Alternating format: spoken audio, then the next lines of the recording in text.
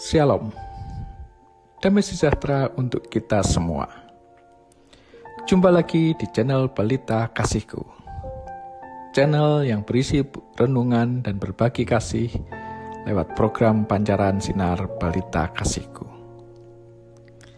Pada edisi kali ini, renungan kita berjudul Berbuahlah.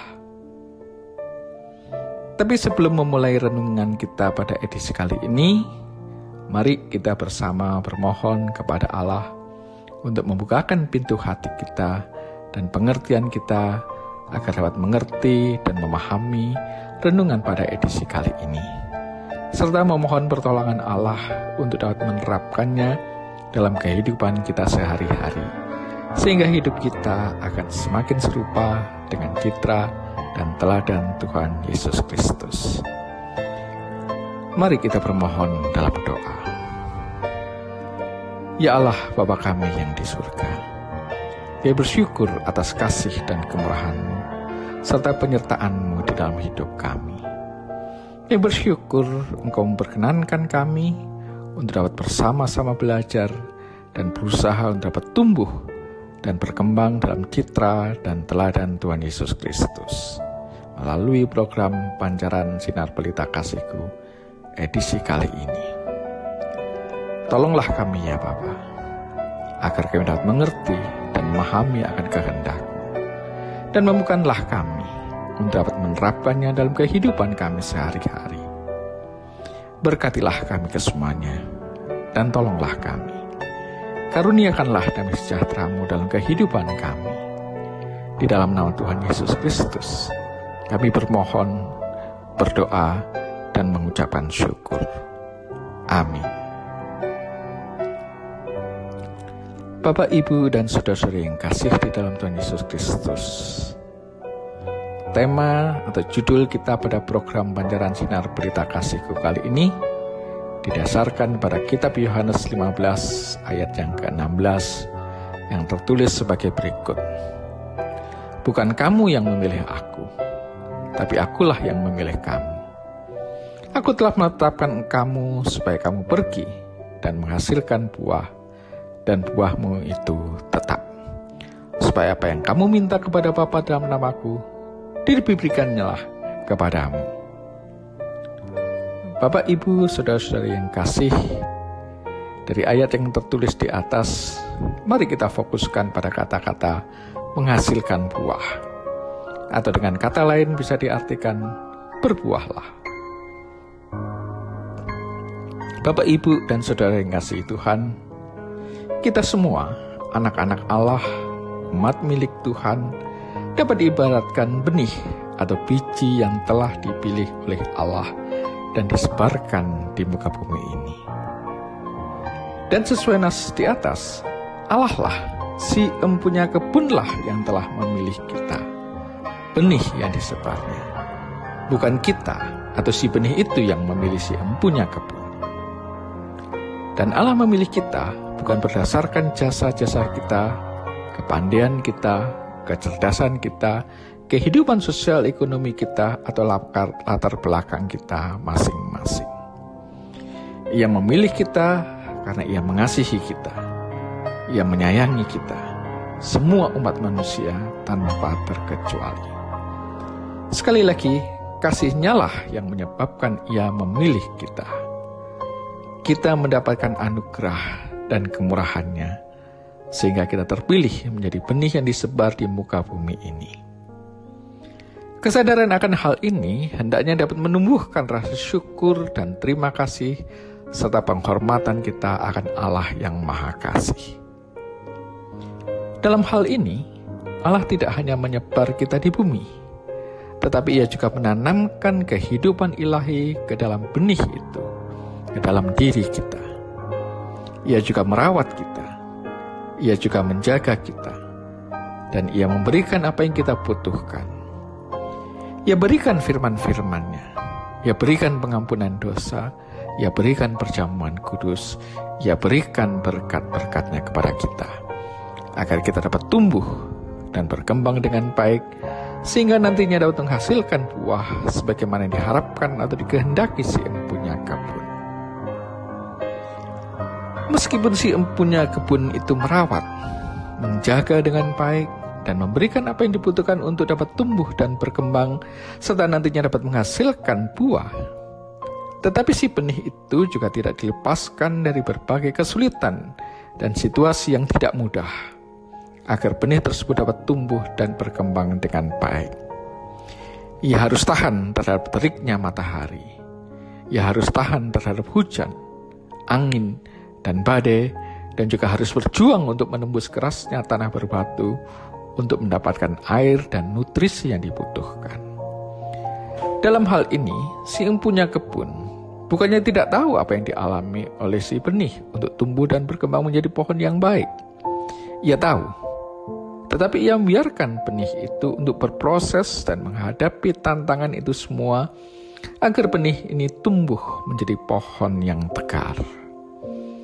Jika ia berhasil mengatasi hal itu, maka benih ini akan tumbuh dan menjadi pohon yang semakin besar, yang pada akhirnya bisa menghasilkan buah, yang tidak hanya bisa dipetik dan diambil oleh si empunya kebun, tetapi oleh kemurahan si empunya kebun, buah yang dihasilkan juga bisa dinikmati dan dirasakan oleh orang lain. Kembali kepada kita, si benih yang telah dipilih Allah. Kita sebagai anak-anak Allah dan milik Tuhan juga dihadapkan pada kerasnya kehidupan di muka bumi ini. Banyak kesulitan, tekanan, penderitaan, dan beberapa mengalami kesengsaraan. Apakah Allah tidak tahu? Allah tahu, dan Allah membiarkan hal itu terjadi. Tuhan Yesus mengatakan, barang siapa tidak memikul salibnya dan mengikut aku, ia tidak layak bagiku. Matius 10 ayat 38. Di bagian lain, Tuhan Yesus juga mengatakan, setiap orang yang mau mengikut aku, ia harus menyangkal dirinya, memikul salibnya, dan mengikut aku. Matius 16 ayat 24. Hal ini terjadi agar kita mampu untuk tumbuh dan berkembang dengan baik dan menghasilkan buah. Contoh yang sangat agung dalam hal ini adalah Tuhan Yesus Kristus sendiri. Ia adalah benih yang telah dipilih oleh Allah dan disebar di atas bumi ini untuk menghasilkan buah keselamatan bagi manusia yang telah jatuh ke dalam dosa. Ketika Tuhan Yesus sangat menderita menjelang kematiannya di atas kayu salib, apakah Allah Sang Bapa tidak tahu? Allah tahu, dan Allah dalam tanda kutip membiarkan Tuhan Yesus mengalami akan hal itu dan menghasilkan buah kemenangan atas maut dan neraka. Meskipun demikian, bukan berarti Allah tutup mata. Ia tahu. Dan ketika Tuhan Yesus Kristus menunjukkan pengandalannya kepada Allah Sang Bapa dan bertekad untuk bisa berhasil menghasilkan buah sebagaimana yang dikehendaki oleh Allah, ia dapat mengatakan, bukan kehendakku yang jadi, tetapi kehendakmu lah yang jadi. Dan ketika Allah melihat tekad yang sedemikian luar biasa yang ditujukan oleh Tuhan Yesus Kristus, Allah pun memberikan pertolongannya. Dan benar, Tuhan Yesus Kristus akhirnya benar-benar berhasil menghasilkan buah kemenangan pada Sang Bapa atas maut dan neraka. Dan beliau pun menjadi juru selamat bagi umat manusia. Buah kemenangan Tuhan Yesus Kristus tidak hanya dipersembahkan kepada Allah Sang Bapa, tapi juga dapat dinikmati oleh semua umat manusia yang mau. Jadi, memang sangat dibutuhkan usaha, tekad, dan iman serta pengandalan yang kuat dapat tumbuh dan berkembang dengan baik serta dapat menghasilkan buah. Dengan kemampuan dan usaha kita sendiri, kita tidak akan mampu menghasilkan buah tersebut. Tapi dengan pertolongan Allah dan belas kasih Allah, kita akan mampu untuk tumbuh, berkembang, dan menghasilkan buah. Dan buah-buah yang hendaknya dapat kita hasilkan, utamanya adalah keselamatan jiwa kita, kepatutan jiwa kita pada harinya Tuhan, hidup kekal bersama-sama dengan Allah Tritunggal dalam kerajaan surga. Buah-buah yang lain yang juga sangat menyukakan dan membahagiakan adalah hasil dari pengeterapan hukum kasih, yang dapat kita baca pada Galatia 5 ayat 22-23. Dan itu hendaknya juga dapat dinikmati dan dirasakan oleh orang lain. Biarlah setiap orang dapat merasakan manfaat dari buah yang kita hasilkan, yang merupakan perwujudan, pengeterapan, dan pelaksanaan hukum kasih, dan buah-buah roh seperti yang tertulis pada Galatia 5 ayat 22-23 di atas. Bapak, Ibu, dan saudara-saudara yang kasih, mari kita lanjutkan sedikit lagi. Buah pada umumnya juga mengandung biji sebagai benih dan sarana untuk berkembang biakan. Jika biji yang juga sebagai benih ini disebar, diharapkan biji ini juga suatu saat akan tumbuh menjadi tumbuhan yang baru dan juga bisa menghasilkan buah yang juga mengandung biji untuk disebar lagi. Demikian juga dengan kita. Kita jangan hanya berpuas diri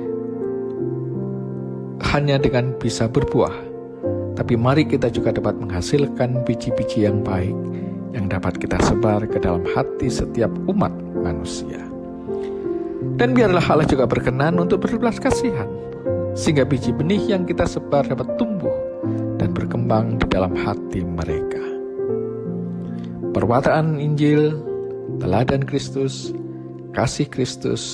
dan kasih Allah yang kita nyatakan dalam kata, perbuatan, dan sikap kita adalah biji-biji benih yang hendaknya juga dapat kita sebarkan, sehingga banyak orang akan dapat berbuah dan menghasilkan biji benih yang berkenan di hadapan Sang Empunya Kebun, Allah Sang Bapa kita dan Tuhan kita Yesus Kristus. Semoga hal ini dapat kita lakukan dan kita dapat berbuah serta menghasilkan biji benih bagi sesama dan si Empunya Kebun. Jika hal ini dapat kita lakukan, maka Allah pun akan mengabulkan doa-doa kita yang kita mohonkan di dalam nama Tuhan Yesus Kristus. Allah dan Tuhan kita Yesus Kristus akan memberkati dan menolong kita. Amin. Demikianlah pancaran sinar dari Pelita Kasihku pada edisi kali ini. Allah, Sang Bapa dan Tuhan Yesus Kristus memberkati kita kesemuanya.